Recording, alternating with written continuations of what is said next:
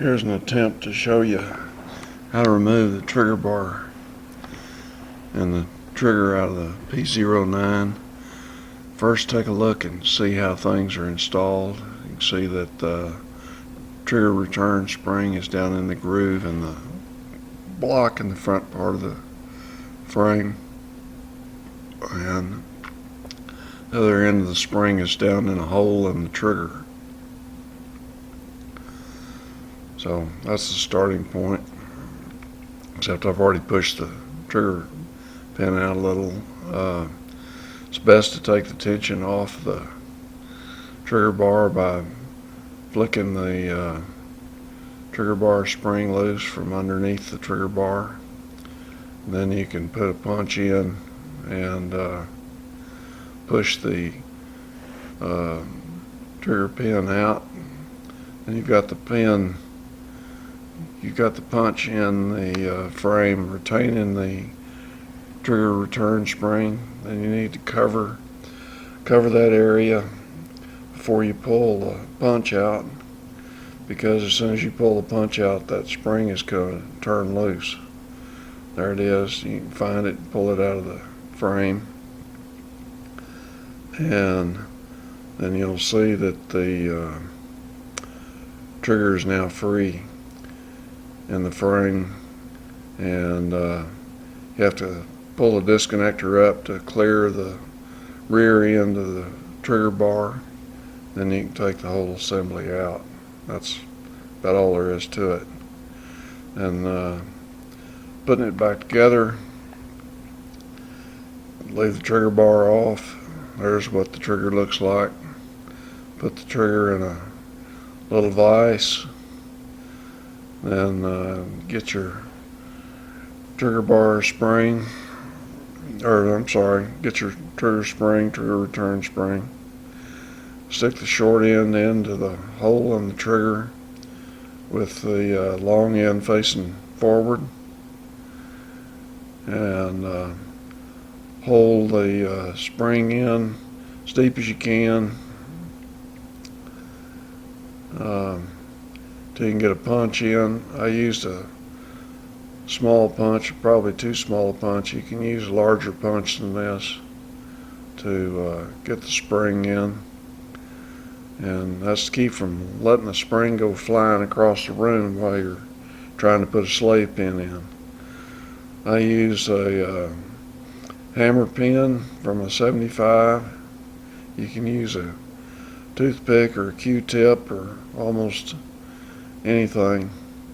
It's got to be the same width as the trigger though, because what you're going to do is you're going to stick it in from one side as you remove the punch, try to catch the spring, then push the spring down against the long leg pressure, and then get the slave pin started on the other side.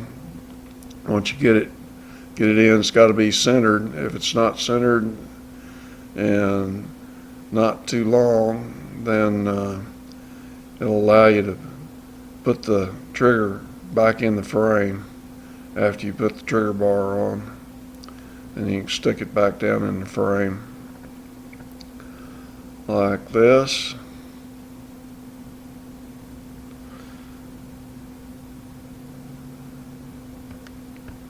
There we go. And then you can actually do you can actually clear the disconnector and everything, put the spring back in after you're done putting the trigger pin back in. I did it first here. I think if I was to do it over again, I'd wait till later. I've already removed the sear and everything like I did in the other videos here, but here I got things out of sequence a little bit. There's the trigger bar spring and the disconnector all aligned right before I put the pin in, and like I said, you can do it later. So what you'll do down here is you'll do the kind of the reverse, get the long end of the spring centered in the frame block, start a punch in from the far side. Use a right size punch this time. When you do that, what you're going to do is you're going to catch the trigger first, then the trigger, then the slave pin. And what you're trying to do is get the slave pin out the near side of the frame, and while you got the punch in to hold the spring and the trigger in the right place. And takes a little finesse, and of course, since I haven't done this in nearly a year, this took a little fiddling on my part. You won't see the slave pin come shooting out when the punch goes all the way in, but there it goes.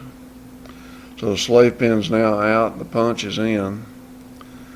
So you can take the trigger pin now that came in the gun, and you can start it in, and you see it's got a little notch in it. They're kind of in the middle. They can go in from either side, but you got to put it in from the opposite side the punch went in. And then you can displace the punch with the trigger pin, and as soon as you get it in through both sides of that metal block there, might have a little resistance after you get it all the way through the metal block. So get it in about that far, and then you can take your punch out, and I couldn't quite get it in with my thumb, so I just took the punch out, tapped it with a hammer, and went all the way in. Then to check, make sure that the pin is actually going to be retained by the spring in the little notch in the pin.